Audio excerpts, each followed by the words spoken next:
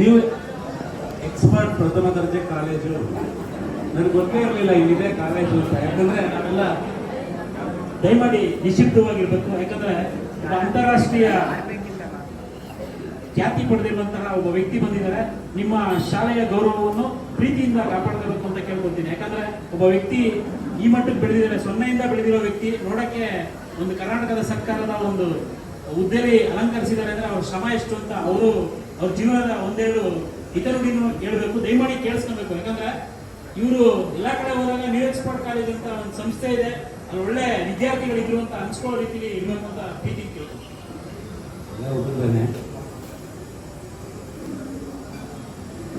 ಮೊದಲಿಗೆ ನರ್ಕ ಕೀಳಿಸಿ ನಾಲ್ಗೆ ಸೀಳಿಸಿ ಮೂಗನ್ನ ಹೊಲಸಾಕಿದ್ರು, ಮೂಗ್ನ ಬಾಯಿನ ಹೊಲಸಾಕಿದ್ರು ಮೂಗ್ನ ಕನ್ನಡ ಪದವಾಡ್ತೀನಿ ಅಂತ ಹೇಳಿದವ್ರು ಯಾರು ಹೇಳಿ? ಹುಡುಗರು ಹೇಳ್ರಪ್ಪ. ಜಿ.ಪಿ. ರಾಜರತ್ನ ನೋಡಿ ಎಂತ ಮಾತು ಹೇಳ್ತಾರೆ. ಈಗ ತಾನೇ ನಿಮ್ಮ ನಿರೂಪಕರು ಹೇಳ್ತಾ ಇದ್ರು, ಎಲ್ಲಾದರೂ ಇರು ಎಲ್ಲಾದರೂ ಇರು ಎಂತಾದರೂ ಇರು ಎಂದೆಂದಿಗೂ ಯಾರು ಹೇಳಿದ್ದು? ಹೇಳಿ.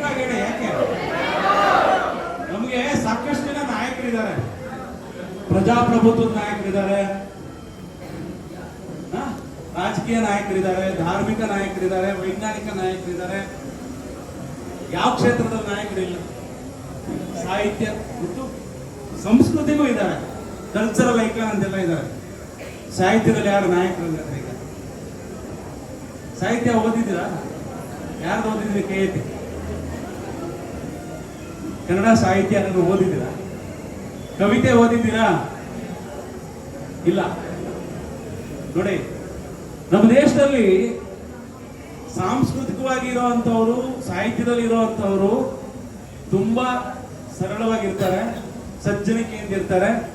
ಅವ್ರು ಯಾರಿಗೂ ವೈರತ್ವ ಮಾಡೋದಿಲ್ಲ, ಪ್ರೀತಿಸ್ತಾರೆ, ಪ್ರೀತಿಸೋ ಗುಣ ಇರುತ್ತೆ.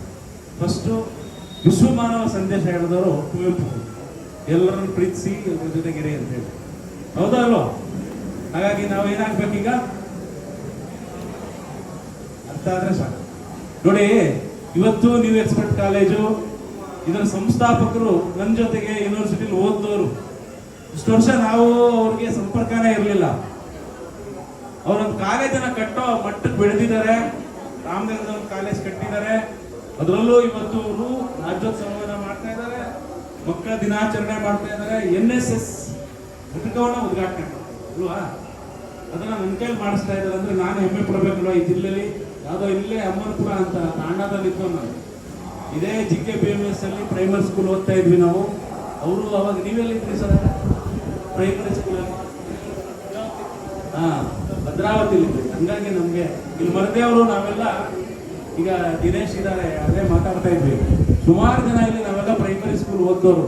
ಫೀಸ್ ಕಟ್ಟಕ್ಕೂ ದುಡ್ಡಿರಲಿಲ್ಲ. ಹಾಸ್ಟೆಲ್ ಇತ್ತು ಇಲ್ಲಿ, OBC ಹಾಸ್ಟೆಲ್, ಅಲ್ಲಿದ್ವಿ ಎಕ್ಸ್ಟೆನ್ಷನ್ ಅಲ್ಲಿ. ನಮ್ಮ ಜೊತೆಗೆ ಸಾಕಷ್ಟು ಜನ ಇಲ್ಲಿ ಪಂಚಾಯತಿ ಮೆಂಬರ್ ಆದವರು, ಮರದೇವರೇ ಹೇಳಿದ್ನಲ್ಲ, MLA ನಿಂತಿದ್ದು ಅಂಥವರೆಲ್ಲ ನಾವು ಹಾಸ್ಟೆಲಲ್ಲಿ ಟ್ರಂಕ್ ಇಟ್ಕೊಂಡು ಓದ್ದೋರು. 5ನೇ ಕ್ಲಾಸ್ಗೆ ಬಂದಿಲ್ಲಿ ದೊಡ್ಡಿಯಿಂದ ನಾವು. ನಾನು ಎಷ್ಟು ಓದಿದ್ದೀನಿ ಗೊತ್ತಾ? 10 ಡಿಗ್ರಿ ಮಾಡಿದ್ದೀನಿ.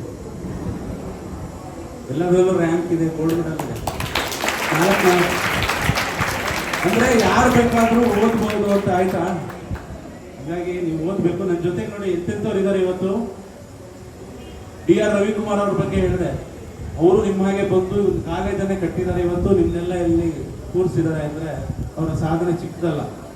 ಹಾಗೆ ಪೂರ್ಣಚಂದ್ರ ಅವರು ಉಪನ್ಯಾಸಕರಾಗಿ ನಿವೃತ್ತಿಯಾಗಿ ಸಾಕಷ್ಟು ಕಾರ್ಯಕ್ರಮದಲ್ಲಿ ನನ್ನ ಜೊತೆಗೆಲ್ಲ ಅವರು ಬಂದಿದ್ದಾರೆ, ಅವರಿದ್ದಾರೆ.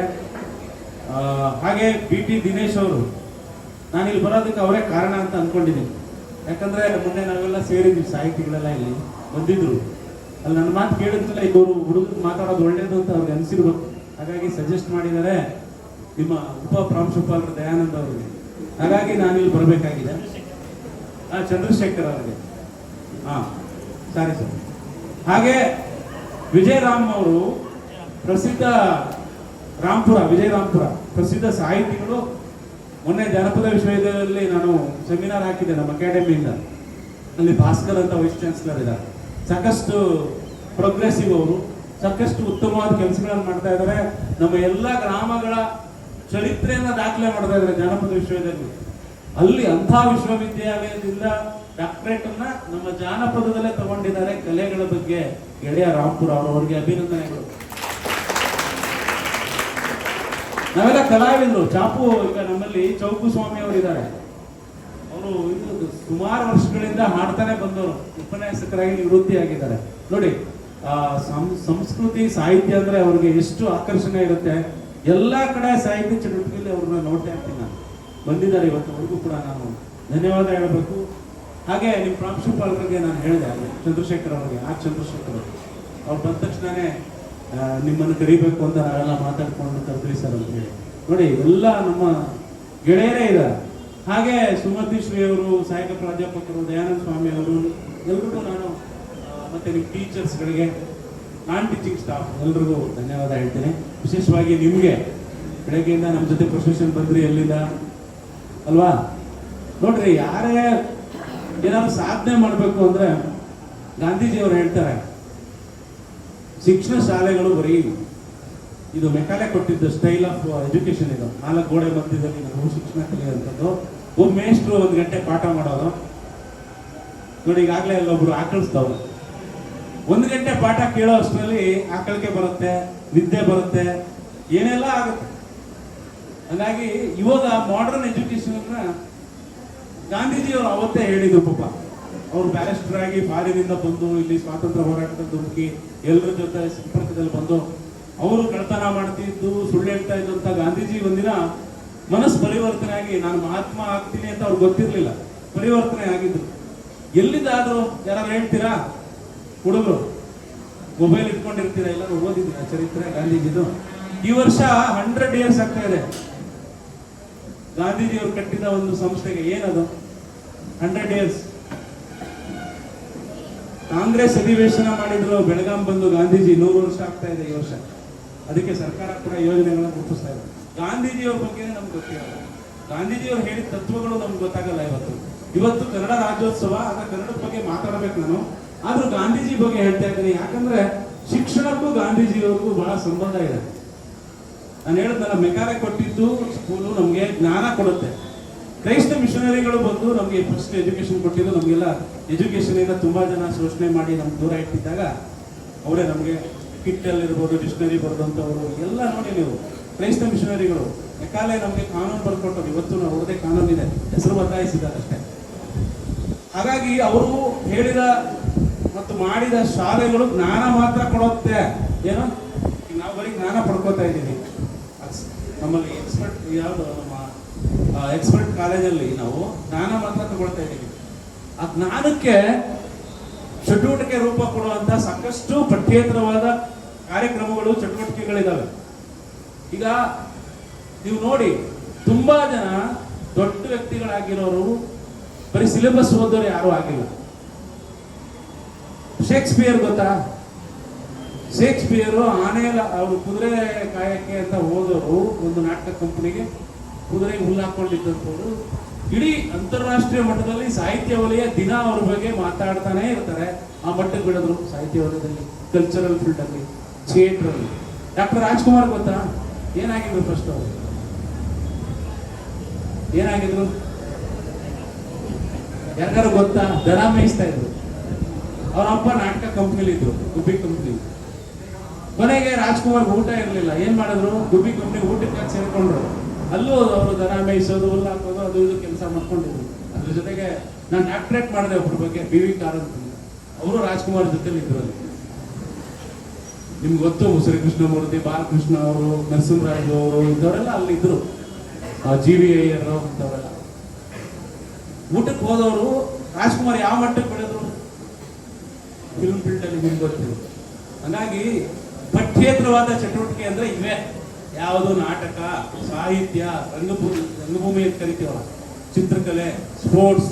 ಇಂಥದ್ರಲ್ಲಿ ಯಾವ ಮಕ್ಕಳು ಹೆಚ್ಚು ತೊಡಗಿಸ್ಕೊಳ್ತಾರಲ್ಲ ಅವರು ಹೆಚ್ಚು ಸಾಧನೆ ಮಾಡ್ತಾರೆ, ಸ್ಕೋರ್ ಮಾಡ್ತಾರೆ, ಫೇಲ್ ಆಗಲ್ಲ, ಡಿಗ್ರಿ ಪಾಸ್ ಮಾಡ್ತಾರೆ. ಯಾಕೆ ಅಂತ ಗೊತ್ತಾ? ನಿಮ್ಗೆ ಒಂದು ಪದ್ಯ ಇರುತ್ತೆ ಸ್ಕೂಲಲ್ಲಿ, ಅಂದ್ರೆ ಬರೀಬೇಕು ಅಂದ್ರೆ ನೆನಪಿರಲ್ಲ. ಪಾಠ ಕೇಳಬೇಕು ಅಂದ್ರೆ ಹೇಗೆ ಕೇಳಿಸ್ಕೋಬೇಕು ಅಂತ. ನಾನು ಹೇಳಿದೆ ಮೆಕ್ಕಾಲೆ ಸ್ಕೂಲಲ್ಲಿ ಅದನ್ನ ಕೇಳಿಸ್ಕೊಳ್ಳೋದು ಕಷ್ಟ, ಆಮೇಲೆ ಕೇಳಿಸ್ಕೊಂಡಿದ್ದು ನೆನ್ಪಿಟ್ಕೊಳ್ಳೋದು ಇನ್ನೂ ಕಷ್ಟ. ಹಂಗಿರುತ್ತೆ. ಅವಾಗ ನೆನ್ಪಿಟ್ಕೊಳ್ಳೋದಕ್ಕೆ ಸಾಕಷ್ಟು ಸಾಧನಗಳು ಈ ತರದ ಪಠ್ಯಗಳಲ್ಲಿ ಭಾಗವಹಿಸ್ಬೇಕಾಗತ್ತೆ.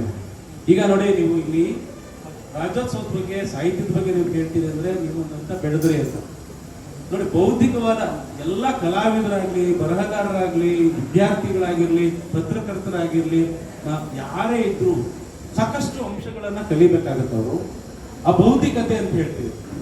ನಟ ಅಂತ ಹೇಳ್ತೀವಿ ನಮ್ಮಲ್ಲಿ ಅಭಿನಯದಲ್ಲಿ. ನಟ ಬರೀ ಹೇಳಿದ ಟೆಕ್ಸ್ಟ್ ಪ್ರೆಸೆಂಟ್ ಮಾಡೋಣ, ಕೊಟ್ಟಿದ್ದಲ್ಲಿ ಹೇಳೋಣ ಅಷ್ಟೇ. ಈ ಮೇಷ್ಟ್ರು ಅಷ್ಟೇ, ಪಾಠ ಮಾಡೋ ಮೇಷ್ಟ್ರು ಸಿಲೆಬಸ್ ಕೊಟ್ಟಾಗ ಆ ಸಿಲೆಬಸ್ ಅಷ್ಟೇ ಹೇಳಿದ್ರೆ ಅವರು ಎಫೆಕ್ಟಿವ್ ಮೇಷ್ಟ್ರು ಅಲ್ಲ. ನೀವು ಅಷ್ಟೇ, ಒಂದೇ ಒಂದು ಸಿಲೆಬಸ್ಗೆ ಎಷ್ಟು ಬೇಕು ಅಷ್ಟನ್ನೇ ಕ್ವಶನ್ಗಳು ನಾವೆಲ್ಲ ಏನ್ ಮಾಡ್ತೀವಿ, 10 ವರ್ಷದ ಕ್ವಶನ್ ಬ್ಯಾಂಕ್ ಅನ್ನು ಇಟ್ಕೊಂಡು ಅಷ್ಟನ್ನೇ ಗಟ್ಟಿ ಹೊಡೆದು ಯಾವ್ದು ರಿಪೀಟ್ ಕ್ವಶನ್ ಆಗುತ್ತೆ ಅದನ್ನೇ ಹೊರಡೋದು, ಪರೀಕ್ಷೆ ಬಂದು ಪಾಸ್ ಆಗ್ತೀವಿ, ಸ್ಕೋರ್ ಮಾಡ್ತೀವಿ. ಅವರು ನಿಜವಾದ ವಿದ್ಯಾರ್ಥಿಗಳಲ್ಲ, ಬೌದ್ಧಿಕತೆ ಪಡ್ಕೊಂಡಿರಲ್ಲ. ಈಗ ನಾನು ಮೊನ್ನೆ ಲಾ ಮಾಡಿದಂಗೆ, ಈಗ ಯೂಟ್ಯೂಬಲ್ಲೆಲ್ಲ ಪಾಠ ಸಿಗುತ್ತೆ, ನಾವೇನ್ ಮಾಡ್ತೀವಿ, ರೇಡಿಯೋಲ್ಲಿ ಕೇಳ್ತೀವಿ, ಕಾರಲ್ಲಿ ಹೋಗ್ತಾ ಕೇಳಿ ಬರೀತೀವಿ. ನಾನು ಹಂಗೆ ಮಾಡಿದ್ವಿ, ಪಾಸ್ ಆಗ್ಬೇಕು ಲಾ ಅಂತ ಯಾವ ಕ್ವಶನ್ಸ್ ರಿಪೀಟ್ ಆಗುತ್ತೆ ಅದನ್ನ ಹೆಚ್ಚು ಕೇಳೋದು ಮತ್ತೆ ಬರೆಯೋದು. ಪಾಸ್ ಆಗುತ್ತೆ, 60 ಮಾರ್ಕ್ಸ್ ಬರುತ್ತೆ, 65 ತೆಗೆದೆ, ಏನು ಓದ್ದೇನೆ. ಆ ಥರ ತೆಗೆದ್ಮೇಲೆ ನಾನು ಲಾಯರ್ ಆಗೋಕ್ಕಾಗುತ್ತಾ? ಅರ್ಹತೆ ಇರುತ್ತಾ? ಕಾನೂನುಗಳು ಗೊತ್ತಾ? ಸೆಕ್ಷನ್ ಗೊತ್ತಾಗುತ್ತಾ? ಆಗಲ್ಲ. ಹಾಗಾಗಿ ನಾವು ಓದಲೇಬೇಕಾಗುತ್ತೆ, ಸಿಲೆಬಸ್ ಪೂರ್ತಿ ಓದಬೇಕಾಗುತ್ತೆ, ಮನನ ಮಾಡ್ಕೋಬೇಕಾಗುತ್ತೆ, ಅದನ್ನ ಮತ್ತೆ ಬರೀಬೇಕಾಗತ್ತೆ. ಸಾಮಾನ್ಯವಾಗಿ ರಂಗಭೂಮಿಗೆ ಬರೋರು, ಈ ಸಾಹಿತ್ಯ ಬೇರೆ ಬೇರೆ ಚಟುವಟಿಕೆಗೆ ಬರೋವಂಥವ್ರಿಗೆ ಒಂದು ಸಬ್ಜೆಕ್ಟ್ ಸಾಕಾಗುತ್ತೆ. ನಾವೇನ್ ಮಾಡ್ತೀವಿ, ಒಂದು ಆರ್ಟಿಕಲ್ ಬರೀತೀನಿ ಪತ್ರಕರ್ತನಾಗಿ ನಾನು ಅಂದ್ರೆ 10 ಪುಸ್ತಕ ಓದಿದ್ರೆ ಒಂದು ಆರ್ಟಿಕಲ್ ರೆಡಿ ಆಗುತ್ತೆ. ಈಗ ಒಂದು ಪತ್ರಿಕೆ ಸಂಪಾದಕಿಯನ್ನು ಬರೀತಾನೆ. ನಮ್ಮಲ್ಲಿ ಸಮಾಜದಲ್ಲಿರೋ ಸಾಕಷ್ಟು ಸಮಸ್ಯೆಗಳನ್ನೆಲ್ಲ ಹುಡುಕಿ ತಿರುಗಾಡಿ ಆ ಪಕ್ಷ ಈ ಪಕ್ಷ ಎಲ್ಲ ನೋಡಿ ಸತ್ಯ ಏನು ಅಂತ ಬರೀಬೇಕಾಗುತ್ತೆ. ಅವಾಗ ಅವರು ರಿಸರ್ಚ್ ಮಾಡ್ತಾರೆ, ಆ ವಿಷಯವನ್ನ ಗ್ರಹಿಸೋದಕ್ಕೆ. ಈ ಪತ್ರಕರ್ತರಿಗೆ ಗೊತ್ತಿರುತ್ತಲ್ಲ, ಸಂಗ್ರಹ ಮಾಡಿ ಯಾವ್ದು ಸತ್ಯ ಅಂತ ಬರೀತಾರೆ. ಹಂಗೆ ಪರೀಕ್ಷೆ ಬರೆಯೋದು ಕೂಡ ಅದೇ ತರ ಇರುತ್ತೆ. ಹಾಗಾಗಿ ನಾನು ಹೇಳೋದು, ಈಗ ನಾವೆಲ್ಲ ಕಾಲೇಜ್ ಡೇಸಲ್ಲಿ 60 ಪುಟದ ನಾಟಕ ಮಾಡ್ತಾ ಇದ್ವಿ, ಡೈಲಾಗ್ಗಳು ಹೇಳ್ತಾ ಇದ್ವಿ, 60 ಪುಟ ನೆನ್ಪಿಟ್ಕೊಂಡು ಪದ್ಯ ಹೇಳ್ತಾ ಇದ್ವಿ. ನಾನು ಯಾವಾಗಲೂ ಹೇಳ್ತಿರ್ತೀನಿ, ಎಚ್.ಎಸ್. ಶಿವಪ್ರಕಾಶ್ ಅವ್ರ ಪದ್ಯ ನಾಟಕ ಮಾಡಿ ನಾನು ರಾಷ್ಟ್ರೀಯ ಅಂದ್ರೆ ಎಲ್ಲಾ ಯೂನಿವರ್ಸಿಟಿ, ದೇಶದ ಎಲ್ಲಾ ಯೂನಿವರ್ಸಿಟಿಯಿಂದ ವಿದ್ಯಾರ್ಥಿಗಳು ಕಾಂಪಿಟೇಷನ್ ಬಂದಿದ್ರು ನಾಟಕಗಳು ತಗೊಂಡು, ಒನ್ ಆಕ್ಟ್ ಪ್ಲೇಗಳನ್ನು. ಅಲ್ಲಿ ಕಾವ್ಯವನ್ನೇ ನಾಟಕ ಮಾಡ್ದ ನಾನು ಒಬ್ಬನೇ, 60 ಪುಟ ಕಾವ್ಯ ಹೇಳಿದೆ ನಾಟಕದಲ್ಲಿ. ಬೆಸ್ಟ್ ಆಕ್ಟರ್ ಬಂತು. ಹಾಗೆ ಮೌನಾಭಿನಯದಲ್ಲೂ ಬೆಸ್ಟ್ ಆಕ್ಟರ್ ತಗೊಂಡಿದೆ. ಅಂದ್ರೆ ಇವತ್ತು ನ್ಯಾಷನಲ್ ಅವಾರ್ಡ್ ಫಿಲಮ್ ಅಲ್ಲಿ ಕೊಡ್ತಾರಲ್ಲ, ಅದಕ್ಕಿಂತ ದೊಡ್ಡದು. ಫಿಲಮ್ ಆದ್ರೆ ಒಂದು 5-6 ಫಿಲಮ್ ನೋಡಿ ಒಂದು ನ್ಯಾಷನಲ್ ಅವಾರ್ಡ್ ಡಿಕ್ಲೇರ್ ಮಾಡ್ತಾರೆ ಬೆಸ್ಟ್ ಆಕ್ಟರ್ ಅಂತ. ಆದ್ರೆ ನಾನ್ ತಗೊಂಡಿದ್ದು ಇಡೀ ಇಂಡಿಯಾದ ಯೂನಿವರ್ಸಿಟಿ. ಅಂದ್ರೆ ಎಷ್ಟು ಕಷ್ಟ ಇರುತ್ತೆ ಅನ್ನೋದು ನಿಮ್ಗೆ ಗೊತ್ತಾಗುತ್ತೆ. ಕಷ್ಟ ಪಟ್ರೆ ಅಂದ್ರೆ ಯಾವ ತರ ಕಷ್ಟ ಅದು ರಂಗಭೂಮಿ ಹೇಳ್ಕೊಡುತ್ತೆ, ಸರಳವಾಗಿ ಹೇಳ್ಕೊಡುತ್ತೆ. ಅಭಿನಯದಲ್ಲಿ ಮನರಂಜನೆ ಜೊತೆಗೆ ಆಟ ಆಡ್ತಾ, ನಲಿತಾ, ಕುಣಿತಾ, ಡ್ಯಾನ್ಸ್ ಮಾಡ್ತಾ ಕಲಿಯೋದು. ನೀವು ಕಲ್ತ್ರಿ ಅಂದ್ರೆ ಸಾಧನೆ ಮಾಡೋದು ಸುಲಭ. ಬೌದ್ಧಿಕತೆ ಅನ್ನೋದು ಹಂಗಿರುತ್ತೆ, ಅದು ಬೇರೆ ಬೇರೆ ಹಂತದಲ್ಲಿ ಕಲಿತಾ ಹೋಗ್ಬೇಕು. ನಾವು ಬರೀ ಅಭಿನಯಕ್ಕೆ ಸೀಮಿತವಾಗಿ ಹೇಳಿದ್ರು ಕೂಡ ಅದು ಪಾಠಕ್ಕೂ ಸಂಬಂಧ ಇರುತ್ತೆ, ಈಗ ಜೀವನಕ್ಕೂ ಸಂಬಂಧ ಇರುತ್ತೆ, ಈಗ ಒಬ್ಬ ಎಂಪ್ಲಾಯಿ ಆಗಿನೂ ಸಂಬಂಧ ಇರುತ್ತೆ.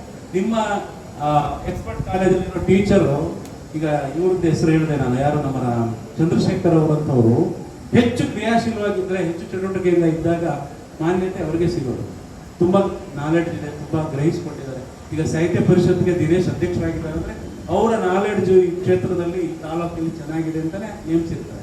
ಈಗ ನೀವು ಇಷ್ಟು ಜನ ಒಂದು 2000 ವಿದ್ಯಾರ್ಥಿ ಒಬ್ಬ ಬೆಸ್ಟ್ ವಿದ್ಯಾರ್ಥಿ ಅಂತ ಅವ್ರು ಆಯ್ಕೆ ಮಾಡಬೇಕು ಅಂದ್ರೆ ನೀವು ಆ ಥರದ ಚಾಲೆಂಜಸ್ ಅನ್ನ ಎದುರಿಸ್ಬೇಕಾಗತ್ತೆ, ಗೆಲ್ಲಬೇಕಾಗತ್ತೆ. ಈಗ ರಂಗಭೂಮಿ ಮೂಲಕ ನಾನು ಯಾಕೆ ಹೇಳ್ತಾ ಇದ್ದೀನಿ ಅಂದ್ರೆ, ಈಗ ಶಿವಪ್ರಕಾಶ್ ಅವ್ರ ಕಾವ್ಯದಲ್ಲಿ ಹಗಲಿನಲ್ಲಿ ಕಂಬಿಗಳ ಸರಿವ ನೆರಳುಗಳಲ್ಲಿ ರಾತ್ರಿ ಬಿಡಿಸಿಕೊಂಡಿದೆ ಬಿಸಿಲು ಕೋಲುಗಳ ಒಂದುಳ ಕುಣಿತದ ಕೆಳಗೆ ಹರಕು ಬಟ್ಟೆ ಹೊಟ್ಟೆ ಬಿಗಿತ ನಕ್ಷತ್ರ ಗಣಗಳ 2ರಷ್ಟು ಮರಣದಂಡನೆ ಎಂದಾಗ ಕಾದ ಸೂಜಿಗಳಾದ ರೋಮಕೂಪಗಳ 100ರಷ್ಟು ಭಯದ ಕಂಪನದ ಪಾತ್ರಗಳು ಹೇಡಿಗಳೇ ಕಪ್ಪಲಿಗೆ ಕರಡಿಗೆ ಉಳವಿಗೆ ದಿಕ್ಕುಪಾಲಾಗಿ ಕಾಲು ಕಿತ್ತರೆ ಅಂತ ಹೋಗ್ತಾನೆ ಇರ್ತದೆ. ರೈಲನ್ನು ಹೋಗುತ್ತೆ, ಅದನ್ನು ಅಭಿನಯ ಮಾಡ್ಕೊಂಡು ಹೇಳ್ತೀನಿ ನಾವು. ಹಂಗೆ ಸಿಂಗಿರಾಜನ ಒಂದು ನಾಟಕ ಡೈಲಾಗ್ ಕೂಡ ಹೇಳ್ತಿರ್ತೀನಿ ನಾನು ಯಾವಾಗಲೂ, ಮೆಮೊರಿಗೆ ಅಂತೇಳಿ. ನೆನಪಿನ ಶಕ್ತಿ ನಮ್ಗೆ ಎಷ್ಟಿರಬೇಕು ಅಗಾಧವಾಗಿ ರಂಗಭೂಮಿ ಕೊಡುತ್ತೆ. ನೀವು ಒಂದು ಸಣ್ಣ ರಂಗಭೂಮಿಯ ಚಟುವಟಿಕೆಯಲ್ಲಿ ಭಾಗವಹಿಸಿದ್ರೆ ಅಲ್ಲಿ ಹೇಳ್ಕೊಡ್ತಾರೆ ನಿಮ್ಗೆ ಡೈರೆಕ್ಟ್ರು. ಒಬ್ಬ ಡೈರೆಕ್ಟರ್ ರಂಗಭೂಮಿನಲ್ಲಿ ಇದ್ದಾನೆ, ಒಬ್ಬ ಡೈರೆಕ್ಟರ್ ಅಥವಾ ರೈಟರ್ ಇದ್ದಾನೆ, ಸಾಹಿತಿ ಅಂದರೆ ಅವರು ಸುಮ್ಮನೆ ಸಾಹಿತಿ ಆಗಕ್ಕಾಗಲ್ಲ, ಸುಮ್ಮನೆ ಬರೆಯೋಕ್ಕಾಗಲ್ಲ. ಕಾವ್ಯ ಬರೀತಾನಂದ್ರೆ ಎಷ್ಟು ಥರದ ಕಾವ್ಯಗಳಿದೆ ನಮ್ಮಲ್ಲಿ, ಏನೇನನ್ನೆಲ್ಲ ಗ್ರಹಿಸಬೇಕು ಸಮಾಜದಲ್ಲಿ. ನಾನು ಸಾಮಾಜಿಕ ಸಮಸ್ಯೆಗಳೇನಿದೆ, ಶೋಷಣೆ ಏನಿದೆ, ಪ್ರಗತಿ ಏನಿದೆ, ಅಭಿವೃದ್ಧಿ ಏನಿದೆ, ನನ್ನ ಪರಿಸರ ಏನಿದೆ, ಈ ಗಾಳಿ ಹೇಗೆ ಬೀಸುತ್ತೆ. ರಾಮನಗರದ ಒಂದು ಕಾಲದಲ್ಲಿ ಎಷ್ಟು ಪರಿಶುದ್ಧವಾದ ಪ್ರಕೃತಿಯ ಒಂದು ಗಾಳಿ ನಮ್ಮ ರಾಮನಗರದಿಂದ ಈಗ ಹೋದ್ರೆ ಎಂಟರ್ ಆಗಿ ನಮ್ಮ ಈ ಕಡೆ ನಮ್ಮೂರು ಅವೇರಳ್ಳಿ ಮೇಲೆ ಅಮ್ಮನಪುರಕ್ಕೆ ಇಲ್ಲಿ ಹಿಂದಿ ಸಿನಿಮಾ ಶೂಟಿಂಗ್ ಮಾಡ್ತಾ ಇದ್ವಿ ರೈಲ್ವೆ ಬ್ರಿಡ್ಜ್ ಹತ್ರ. ಈಗ ಹೋದ್ರೆ ಗಬ್ಬು ನಾತ ಹೊಡೆಯುತ್ತೆ, ವಾಸನೆ ಈಗೇನೋ ಕಮ್ಮಿ ಆಗಿದೆ.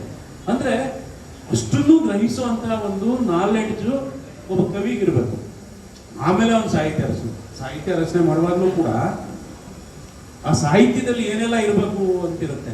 ಆರಂಭ ಎಲ್ಲಿಂದ ಮಾಡ್ತೀನಿ, ಸಮಸ್ಯೆಗಳನ್ನೆಲ್ಲ ಹೇಗೆ ತೆಗೆದುಕೊಂಡು ಹೋಗ್ತೀನಿ, ಸಮಸ್ಯೆಗೆ ಒಂದು ತಾರ್ಕಿಕ ಅಂತ್ಯ ಕೊಡಬೇಕು, ಒಂದು ಎಂಡ್ ಅಂತ ಕೊಡಬೇಕು, ಅದನ್ನ ಕ್ಲೈಮ್ಯಾಕ್ಸ್ ಅಂತ ಸಿನಿಮಾ ಕರೀತಾರೆ. ಆ ಸಮಸ್ಯೆಗಳಿಗೆ ಇಲ್ಲಿ ಪರಿಹಾರ ಹೇಳಿ ಸಾಹಿತಿಗಳಾಗಲಿ, ಪತ್ರಕರ್ತರಾಗಲಿ, ಟೀಚರ್ಸ್ಗಳಾಗಲಿ, ಸಮಾಜ ಸುಧಾರಕರಾಗಲಿ, ರಾಜಕಾರಣಿ ಎಲ್ಲರೂ ಮಾಡೋದೇ ಅದಕ್ಕೆ ಪರಿಹಾರ ಹೇಳ್ಬೇಕು. ಹೇಳಿದ್ಮೇಲೆ ಎಂಡ್ ಮಾಡಬೇಕು, ಎಂಡ್ ಮಾಡಿದ್ಮೇಲೆ ಮೆಸೇಜ್ ಕೊಡಬೇಕು. ಇಷ್ಟು ಅಲ್ಲಿರುತ್ತೆ. ಈಗ ಒಬ್ಬ ವಿದ್ಯಾರ್ಥಿ ನಾನೇ ಒಂದು 5W1H ಥಿಯರಿ ಅಂತ ಇರುತ್ತೆ. ಅದು ನಿಮ್ಗೆ ಯಾರು ಹೇಳ್ಕೊಡಲ್ಲ, ರಂಗಭೂಮಿ ಮಾತ್ರ ಹೇಳ್ಕೊಡ್ತಾರೆ. ನಿಮಗೆ ಜರ್ನಲಿಸಮ್ ಅಲ್ಲಿ ಹೇಳ್ಕೊಡ್ಬೇಕು, ಅದು ಹೇಳ್ಕೊಡಲ್ಲ ತುಂಬಾ ಜನ. ನಾನು ಹೋಗಿದ್ದೀನಿ ಜರ್ನಲಿಸಮ್ ಸ್ಟೂಡೆಂಟ್ಸ್ಗೆ ಕ್ಲಾಸ್ ಮಾಡುವಾಗ, ಏನು ಹಾಗಂತ ಕೇಳ್ತಾರೆ. ಏನು 5W ಅಂದ್ರೆ ಹೂ ಕೇಳಿದಿರಾ? ಕೈ ಎತ್ತಿ ಯಾರು ಕೇಳಿದ್ರೆ ನೀವು ಯೂಟ್ಯೂಬಲ್ಲಿ ಹಾಕ್ರಿ 5W1H ಥಿಯರಿ ಅಂತ ಬರುತ್ತೆ, ಓದಿ. ಹೂ, ವೇರ್, ವೆನ್, ವಾಟ್, ವೈ ಅಂತ ಬರುತ್ತೆ ಪ್ರಶ್ನೆ. ಮತ್ತು ಹೌ ಅಂತ ಪ್ರಶ್ನೆ ಹಾಕೋಬೇಕು. ಸಾಹಿತ್ಯ ಬರೆಯುವಾಗಲೂ, ಭಾಷಣ ಮಾಡುವಾಗಲೂ. ಈಗ ಎಫೆಕ್ಟಿವ್ ಆಗಿ ನಾವು ಭಾಷಣ ಮಾಡಬೇಕಂದ್ರೆ ಅವೆಲ್ಲ ನಮ್ಗೆ ಗೊತ್ತಿರ್ಬೇಕು. ನಾನಿಲ್ಲಿ ಬಂದ್ಬಿಟ್ಟು ರಾಜಕಾರಣಿಗಳ ಹತ್ರ ನಿಮ್ಗೆ ಮಾತಾಡಕ್ಕಾಗಲ್ಲ, ಸ್ಟೂಡೆಂಟ್ಗೆ ಹೋಗ್ಬಿಟ್ಟು ಸಾಹಿತಿಗಳ ಹತ್ರ ನಿಮ್ಗೆ ಮಾತಾಡ್ದಂಗೆ ಮಾತಾಡಕ್ಕಾಗಲ್ಲ. ಪಬ್ಲಿಕ್ ನಮ್ಮ ಹಳ್ಳಿನಲ್ಲಿ ಮಾತಾಡಿದಾಗ ನಾನು ಹಳ್ಳಿಯವ್ರಿಗೆ ನಾವು ಅಡ್ವಾನ್ಸ್ ಈಗ ಆರ್ಟಿಫಿಷಿಯಲ್ ಇಂಟೆಲಿಜೆನ್ಸಿ ಬಗ್ಗೆ ಅಲ್ಲಿ ಮಾತಾಡೋಕ್ಕಾಗಲ್ಲ ನಾನು, ಅಲ್ವಾ? ಹಾಗೆ ಆ ಸಂದರ್ಭ, ಯಾರು ಮಾತಾಡ್ತಾರೆ, ಯಾಕೆ ಮಾತಾಡ್ತಾರೆ, ಏನಕ್ಕಾಗಿ ಮಾತಾಡ್ತಾ ಇದ್ದೀನಿ ಅನ್ನೋದು ನಮ್ಗೆ ಗೊತ್ತಾಗಬೇಕು. ಪಾಠ ಮಾಡೋರ್ಗೂ ಅದು ಗೊತ್ತಿರಬೇಕು. ನಮ್ಮಲ್ಲಿ ತುಂಬ ಜನ ಟೀಚರ್ಸ್ಗೆ 68ರಲ್ಲಿ ಟೀಚರ್ಸ್ಗೆ ಥಿಯೇಟರ್ ಟ್ರೈನಿಂಗ್ ಅಂತ ಮಾಡಿದ್ರು. ಯಾಕೆ ಮಾಡಿದ್ರು? BV ಕಾರಂತ್ ಅವರೆಲ್ಲ. ಆಮೇಲೆ ನಾಟಕದವರು, ಇಲ್ಲಿನ ಪೌರಾಣಿಕ ನಾಟಕ ನೋಡಿ ನಾವು ರಂಗಭೂಮಿ ಅಂದರೆ ಲಪೋರಿಗಳು, ಇವರು ಏನೋ ಹುಡುಕರು ಮಾಡೋದು ಅಂತ ಅನ್ಕೊಂಡಿರ್ತೀವಿ. ಮೆಡಿಕಲ್, ಇಂಜಿನಿಯರಿಂಗ್ ನೀವೇನೆಲ್ಲ ಓದ್ತಿರಲ್ಲ ಅದೆಲ್ಲದಕ್ಕಿಂತ ಸೀರಿಯಸ್ ಆಗಿ ಓದು ರಂಗಭೂಮಿಗಿದೆ ಇವತ್ತು. ಫಾರಿನಲ್ಲಿ ರಾಡ ಅದು ಇದು ಬ್ರಾಡ್ವೇ ಅಂತೆಲ್ಲ ಥಿಯೇಟರ್ಗಳು ಬೇರೆ ಬೇರೆ ನಡೀತವೆ. ಅದು ಬೇರೆ. ನಮ್ಮಲ್ಲಿ ಇಂಡಿಯಾದಲ್ಲಿ ನ್ಯಾಷನಲ್ ಸ್ಕೂಲ್ ಆಫ್ ಡ್ರಾಮಾ ಅಂತಿದೆ, ಕೇಳಿದ್ದೀರಾ? ರಾಷ್ಟ್ರೀಯ ನಾಟಕ ಶಾಲೆ ಇದೆ, ಅದು ಡಿಗ್ರಿ ಕೊಡುತ್ತೆ. ಬೆಂಗಳೂರು ಯೂನಿವರ್ಸಿಟಿಲಿ MA ನಾಟಕ ಇದೆ, BA ನಾಟಕ ಇದೆ. ಅದು ನಾನೇ ಮಾಡಿಸಿದ್ದು MA ನಾಟಕ, PhD ನಾನು ಮಾಡೋದು. ನಾನು ರಂಗಾಯಣ ಇದೆ, ನಿನಾಸಂ ಇದೆ, ಕೇಳಿದ್ದೀರಾ? ರಾಮನಗರದಲ್ಲಿ ಎಷ್ಟು ಆ್ಯಕ್ಟಿಂಗ್ ಸ್ಕೂಲ್ ಇದೆ ಅಂತ ಗೊತ್ತಿದೆಯಾ? ನಾಟಕಗಳು ಮಾಡಿದ್ದೀರಾ? ನಿಮ್ಮ ಸ್ಕೂಲಲ್ಲಿ ಮಾಡಿದ್ದೀರಾ? ಮಾಡಬೇಕಾಗುತ್ತೆ. ಮಾಡಿದಾಗ ನೋಡಿ ನಿಮ್ಮ ಮೆಮೊರಿ ಎಷ್ಟು ಹೆಚ್ಚಾಗುತ್ತೆ, ನಿಮ್ಮ ಗ್ರಾಸ್ಪಿಂಗ್ ಪವರ್ ಎಷ್ಟಾಗುತ್ತೆ. ನಾವು ಯಾವುದನ್ನ ಗ್ರಹಿಸಬೇಕು, ಅಬ್ಸರ್ವೇಷನ್ ಅಂತೀವಿ. ಈಗ ಸೊಸೈಟಿಯನ್ನು ಅಬ್ಸರ್ವ್ ಮಾಡ್ತೀವಿ, ಅಬ್ಸರ್ವೇಷನ್ ಮಾಡಿದ್ದನ್ನು ಕಾನ್ಸಂಟ್ರೇಟ್ ಮಾಡ್ಕೊಳ್ತೀವಿ. ನಿಮ್ಮ ಎಷ್ಟು ಪಾಠ ಮಾಡಿದ್ದನ್ನು ನೀವು ಅಬ್ಸರ್ವ್ ಮಾಡಬೇಕು, ಕಾನ್ಸಂಟ್ರೇಟ್ ಮಾಡಬೇಕು.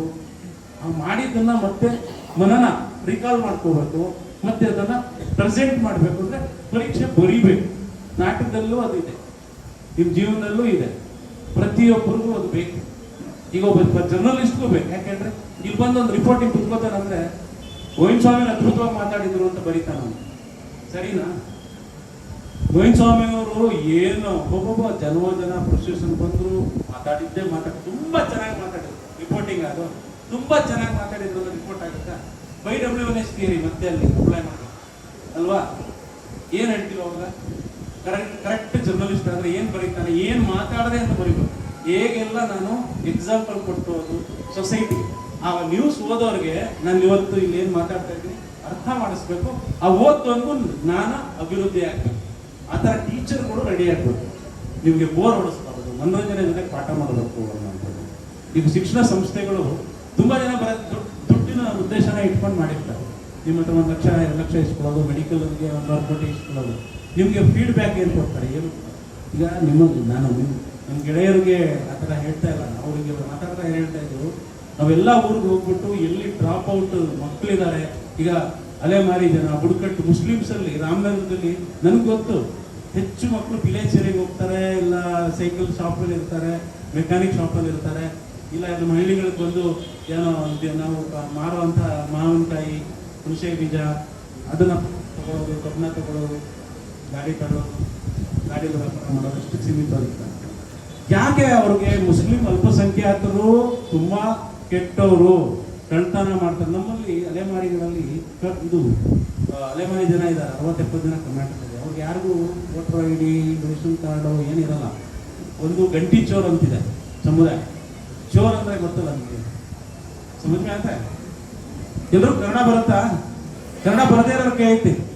ಕಿಸ್ಕು ಕನ್ನಡ ನೈ ಆತ ಹಾತ್ ಉಪ್ಪರ್ ಎಲ್ರಿಗೂ ಬರುತ್ತಾ? ಪರವಾಗಿಲ್ಲ. ಗಂಟಿ ಚೋರ್ ಅನ್ನೋ ಸಮುದಾಯ, ಅವ್ರಿಗೆ ಎಜುಕೇಶನ್ ಇಲ್ಲ, ಕೆಲಸ ಇಲ್ಲ, ಬೆಳಿಗ್ಗೆ ಪಿಕ್ ಪಾಕೆಟ್ ಮಾಡಬೇಕು, ಇಲ್ಲ ಯಾರು ನಿಮ್ಮ ಜ್ಯುವೆಲ್ರಿನ ಪಾಲಿಶ್ ಮಾಡಿ ಕೊಡ್ತೀನಿ ಅಂತ ಇಸ್ಕೊಂಡು ಮೋಸ ಮಾಡಬೇಕು. ಅದಕ್ಕೆ ದೇವರ ಪೂಜೆ ಮಾಡಿ ಬೆಳಿಗ್ಗೆ ಬರ್ತಾರೆ, ಅದೇ ಅವ್ರ ಪ್ರೊಫೆಷನ್. ಆ ಥರ ಸಾಕಷ್ಟು ಸಮುದಾಯಗಳು ಯಾಕೆ ಹಂಗಿದ್ದಾವೆ ಅಂದರೆ ಪ್ರಾಪರ್ ಎಜುಕೇಶನ್ ಇಲ್ಲ, ಕೆಲಸ ಇಲ್ಲ, ಸಂಪಾದನೆ ಇಲ್ಲ, ಪುಣ್ಯ